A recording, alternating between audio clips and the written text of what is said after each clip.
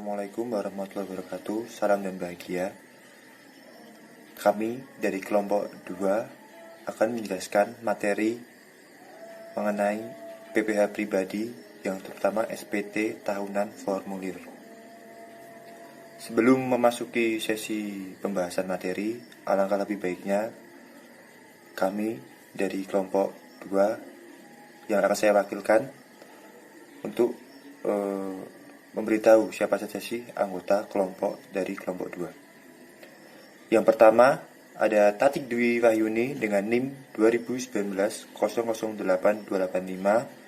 Setelah itu ada Rizka Dwi Aryati dengan NIM 2019-008297. Dan yang terakhir ada saya sendiri, Dimas Putra Harja Adiatma dengan NIM 2019-008314.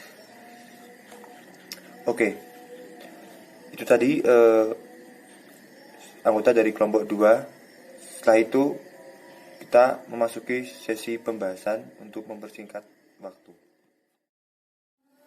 Oke, penjelasan yang pertama.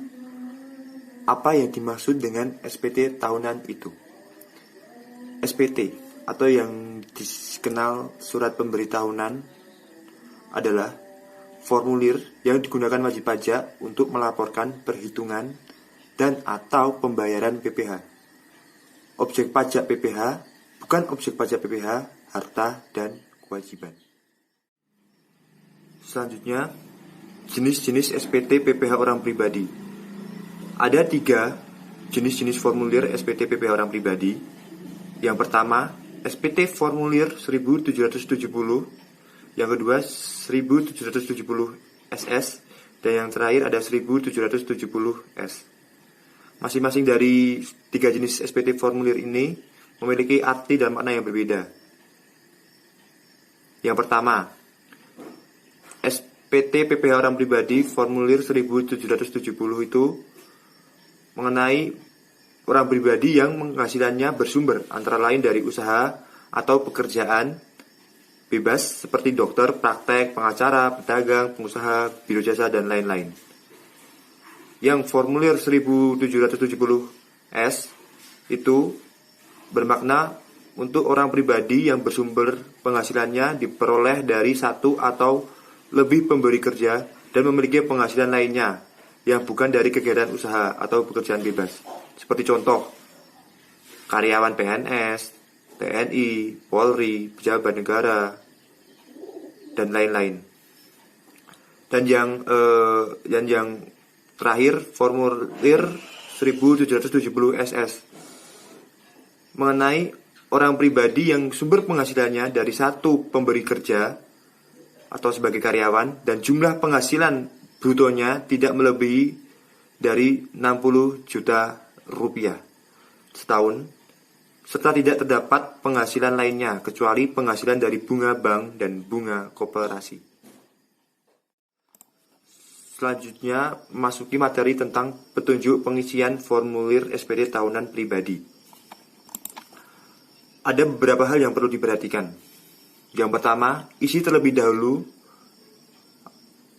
formulir lampiran, bukan induknya. Yang kedua, di setiap lembar jangan lupa untuk mengisi identitas Anda seperti nama, NPWP, dan tahun pajaknya. Yang ketiga, jangan lupa untuk membubuhkan tanda tangan. Karena apa? Karena jika tidak ada tanda tangannya, SPT yang Anda laporkan itu dianggap tidak sah. Yang keempat, sebelum SPT dikirim atau disampaikan ke KPP, jika SPT menunjukkan kurang bayar atau kekurangan tersebut, maka harus dibayar paling lambat tanggal 25 Maret. Dan yang terakhir, pembayaran dapat dilakukan melalui kantor pos atau bank-bank yang berafiliasi dengan pajak. Selanjutnya adalah sistematika pengisian formulir 1770. Ada beberapa bagian. Yang pertama itu formulir 1770 bagian 1, lampiran pertama. Ada bagian A, B, C. Yang kedua, formulir 1770 lampiran kedua, ada bagian A doang. Yang ketiga, formulir 1770 lampiran 3, ada bagian A, B, C. Dan yang keempat, formulir 1770 lampiran 4 sama, ada bagian A, B, C, dan yang terakhir adalah formulir induk dari SPT tahunan 1770, ada bagian A, B, C, D, E, F, G. Di sini ada contoh dari petunjuk pengisian formulir. Di gambar tersebut ada tahun pajak. Nah, tahun pajak itu diisi dengan pencatatan yang digunakan WP. Apakah menggunakan norma penghitungan penghasilan neto atau menyelenggarakan pembukuan. Bisa dilihat di pasal 28 UU KUP, pasal 14 Undang-Undang PPI, dan KEP 536/PJ/2000. Di bagian bawah ada NPWP dan nama wajib pajak. Nah, diisi dengan NPWP-nya dan nama wajib pajak yang seperti dalam kartu NPWP. Masih di dalam contoh formulir 1770, gambar ini termasuk dari bagian A, yaitu tentang penghasilan neto dalam negeri dari usaha atau pekerjaan bebas. Dan bagian ini wajib untuk pajak yang menggunakan pembukuan. Lihat ada garis-garisnya itu. Nah, itu diisi dengan nama dan NPWP kantor konsultan pajak di mana konsultan pajak tersebut bekerja.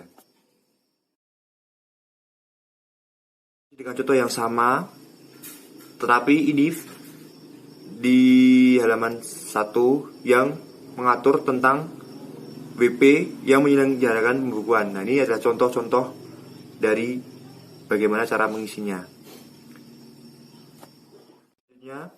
Ini adalah contoh dari formulir 1770 bagian B. Nah, bagian B ini hanya untuk wajib pajak yang menggunakan norma penghitungan penghasilan neto. Lihat, ada bagian kosong. Nah, bagian kosong ini kenapa? Karena wajib pajak menyelenggarakan pembukuan bagian ini hanya untuk wajib pajak yang menggunakan norma penghitungan penghasilan itu, sama dengan definisi dari bagian B tadi. Ini adalah contoh dari formulir 1770, masih dengan lampiran yang pertama, bagian C. Bagian C ini mengatur tentang penghasilan dalam negeri lainnya. Lihat, ada contoh. Ada contoh anak panah juga, dan ada angka-angkanya ini. Dan perlu diingat lagi, bagian ini bukan untuk penghasilan lain yang dikenakan PPh bersifat final. Oke. Ini adalah contoh dari formulir 1770 lampiran kedua, bagian A. Bagian A ini mengatur tentang daftar pemotongan atau pemungutan PPh oleh pihak lain, PPh yang dibayar atau dipotong di luar negeri, dan PPh yang ditanggung jawab oleh pemerintah. Lihat, ini ada contohnya, dan tetap diisi dengan sesuai aturan yang ada. Selanjutnya yaitu bagian A.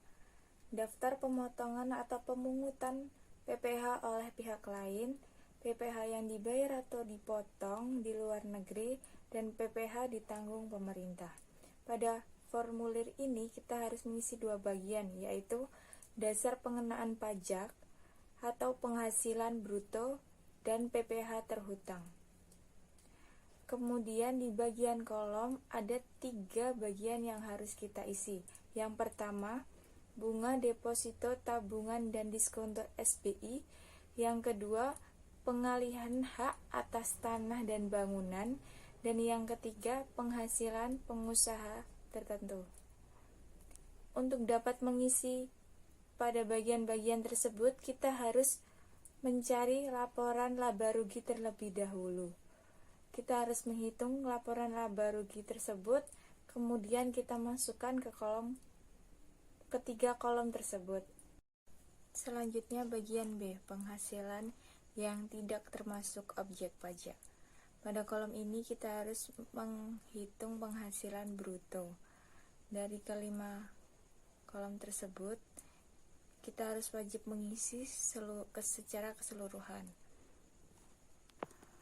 Pada kolom 1 hingga 4, kolom ini wajib diisi dengan jumlah penghasilan yang diterima atau diperoleh dalam tahunan pajak yang bersangkutan dari masing-masing jenis penghasilan.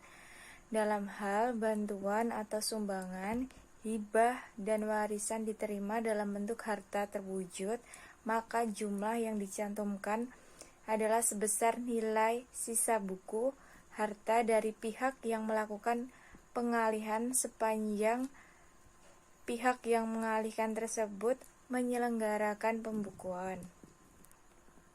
Lalu pada kolom kelima wajib diisi dengan penghasilan dan bukan objek pajak sejenis lainnya.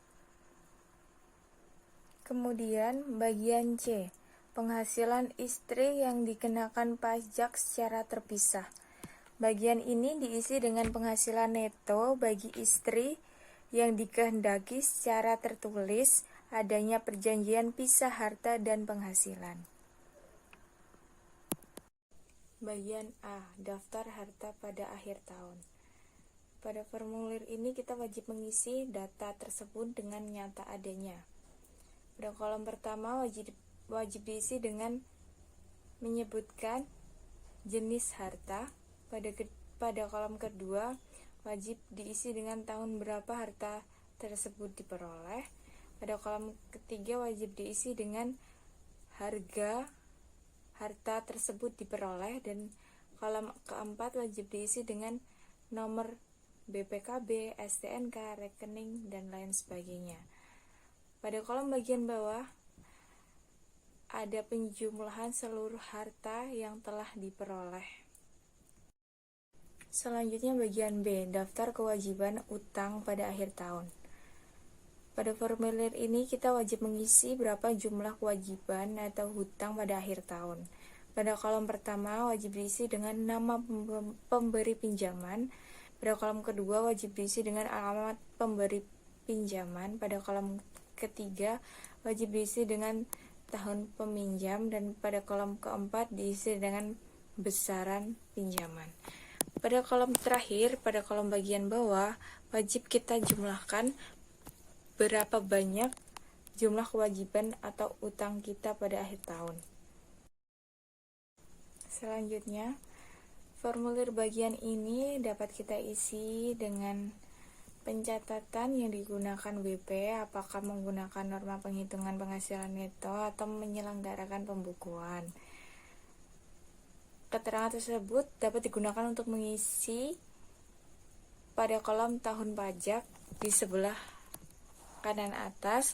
Kemudian kolom selanjutnya yang ada di bawah dapat kita isi dengan data atau identitas kita secara asli. Selanjutnya, pada formulir ini dapat kita isi dari nomor 1 hingga 7 dengan penghasilan neto, kemudian nomor 8 hingga nomor 11 dengan penghasilan kena pajak, kemudian nomor 12 hingga 14 dengan PPh terhutang, kemudian nomor 15 hingga 18 dengan kredit pajak, kemudian nomor 19 hingga 20 PPh kurang lebih bayar, dan yang terakhir nomor 21 dapat kita isi dengan angsuran PPh pasal 25 tahun pajak berikutnya.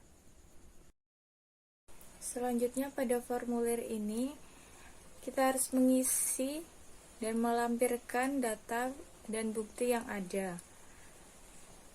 Diisi dengan jelas sesuai dengan keterangan yang ada di dalam formulir tersebut. Selanjutnya yaitu lampiran 1770S. Pada bagian ini, pada pojok kanan atas tahun pajak wajib diisi dengan tahun pajak yang bersangkutan. Kemudian pada kolom bawahnya diisi dengan NPWP, WP sesuai dengan formulir. Kemudian di bawahnya lagi diisi dengan nama WP sesuai dengan formulir 1721, A1 atau A2. Kemudian kolom formulir dasar pengenaan pajak atau penghasilan bruto dan PPh terhutang wajib diisi dengan sesuai keterangan yang ada. Baik, saya akan melanjutkan penjelasan. Di sini terdapat formulir lampiran 1770S kedua bagian B dan C, di mana pada bagian B merupakan harta pada akhir tahun. Cara pengisian formulir ini pada kolom jenis harta diisi dengan jenis harta wajib pajak. Kemudian pada kolom tahun perolehan diisi dengan tahun perolehan jenis harta wajib pajak. Kemudian pada kolom harta perolehan diisi dengan harga perolehan wajib pajak yang kemudian dijumlahkan. Selanjutnya pada bagian C merupakan kewajiban atau utang pada akhir tahun, di mana cara pengisiannya yaitu dengan mengisi nama pemberi pinjaman, alamat pemberi pinjaman, tahun pinjaman, serta jumlah pinjaman. Baik, yang selanjutnya yaitu lampiran 1770S yang kedua bagian D, di mana bagian D ini merupakan daftar susunan anggota keluarga. Cara pengisiannya pada kolom nama diisi dengan nama keluarga, kemudian pada kolom tanggal lahir diisi dengan tanggal lahir sesuai akte, kemudian pada kolom hubungan keluarga diisi dengan hubungan keluarga, kemudian kolom pekerjaan diisi dengan pekerjaan.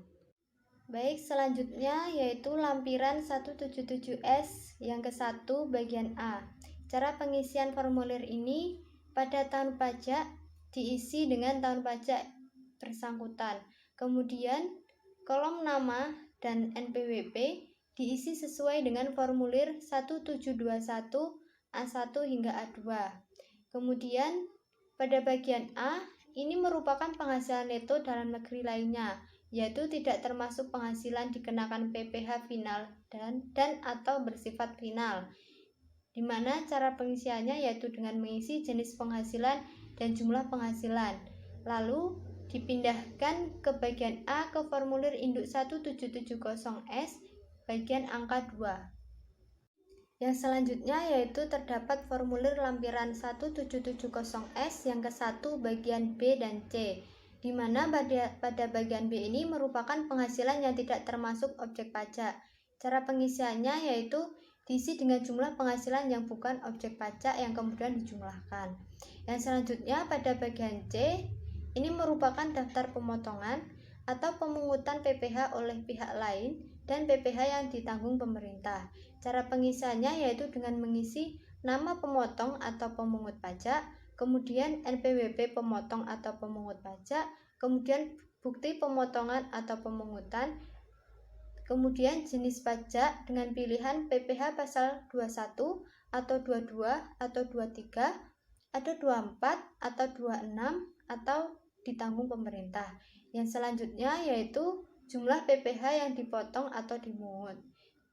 Kemudian jumlah ini dijumlahkan lalu dipindahkan ke bagian C formulir induk 1770S bagian D angka 12. Baik, kemudian setelah selesai mengisi formulir lampiran, selanjutnya mengisi formulir induknya. Nah, ini merupakan bentuk formulir induk SPT tahunan 1770S huruf A. Cara pengisiannya yaitu pada kolom tahun pajak diisi dengan tahun pajak bersangkutan. Kemudian pada kolom identitas diisi sesuai dengan formulir 121 A1 hingga A2. Kemudian pada KLU diisi sesuai dengan surat keterangan terdaftar. KLU ini merupakan singkatan dari klasifikasi lapangan usaha sebagai kode pajak yang dikeluarkan oleh Direktorat Jenderal Pajak. Kemudian pada kolom A, penghasilan neto, di sini yang perlu diperhatikan yaitu dalam pengisian kolom-kolom yang berisi nilai rupiah harus tanpa nilai desimal. Pada nomor 1, penghasilan neto dalam negeri sehubungan dengan pekerjaan. Di sini diisi akumulasi jumlah penghasilan neto pada setiap formulir 121 A1 hingga A2 pada angka 14. Kemudian nomor 2, penghasilan neto dalam negeri lainnya. Diisi sesuai dengan formulir 1770S yang ke-1 jumlah bagian A. Kemudian nomor 3, penghasilan neto luar negeri. Apabila memiliki penghasilan dari luar negeri, jika tidak dikosongkan saja. Kemudian nomor 4, jumlah penghasilan neto. Di sini cara pengisiannya yaitu penjumlahan nomor 1, nomor 2, dan nomor 3. Kemudian Nomor 5, zakat atas penghasilan yang menjadi objek pajak. Jika ada, jika tidak dikosongkan saja. Kemudian yang keenam, jumlah penghasilan neto setelah pengurangan zakat atas penghasilan. Cara pengisiannya yaitu dengan mengurangkan nomor 4 dengan nomor 5. Ini merupakan induk SPT tahunan 1770S huruf B, C, dan D. Pada bagian B, penghasilan kena pajak. Pada nomor 7 dan 8, jika untuk NPWP istri berbeda, maka kolom ini dikosongkan dan dihitung dengan perhitungan sendiri. Kemudian yang C, PPh terutang. Pada nomor 9, PPh terutang dihitung dengan tarif pasal 17 UU PPh dikali angka 8, yaitu penghasilan kena pajak, di mana perhitungan tarif pajak pada PPh pasal 17 yaitu jika penghasilan sampai dengan 50 juta, tarif pajak yang dibebankan yaitu 5%. Kemudian jika penghasilan di atas 50 juta hingga 250 juta, tarif pajaknya 15%.